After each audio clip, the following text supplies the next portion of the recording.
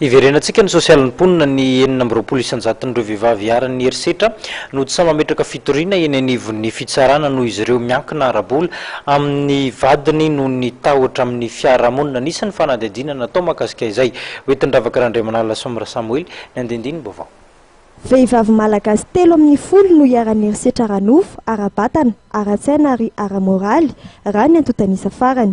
Ny 420 monja amin'izy ireo no samy torany amin'ny fitsarana momba ny herisetra miatra amin'izy ireo. Manome vahana ny tsy maty manota ny tranga tahaka izany ka ilana fampahafantarana ny vahoaka momba lalàna mifehin'ny vehivavy sy ny dingana arahana eo amin'ny fandraisana tanana ireo olona iaran'ny herisetra.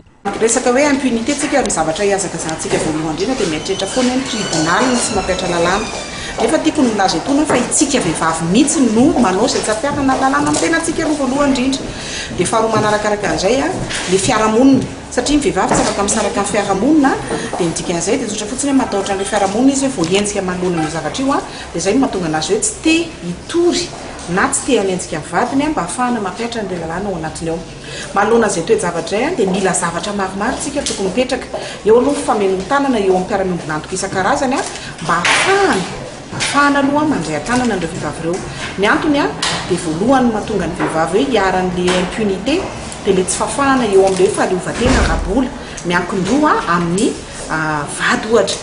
Nomareny voavonana miady amin'ny herisetra mianjady amin'ny vehivavy fa ireo kandida amin'ny fifidianana solombavam-bahoaka dia tokony ametraka fandarana asa mijery ny fomba ahafahan'ireo vehivavy ireo mba aleotena arabola ary ihany koa mba hiarovana bebe kokoa ny zon'izy ireo. Notanterahana tamin'ity androany ity teto amin'ny maison de droit nosy moa ny velakevitra na raha nahady-hevitra momba ny loha-hevitra manao hoe hiaraka hiady amin'ny tsy maty manota amin'ireo olona mpanao herisetra amin'ny vehivavy mba ampitsarana ny herisetra amin'ny vehivavy sy ny ankizy. Tafiditra ao anatin'ny hetsika 40 andro fanentanana entina miady amin'ny herisetra mianjady amin'ny vehivavy sy ny ankizy izay natomboka ny 15 Novambra lasa teo moa ity hetsika androany ity.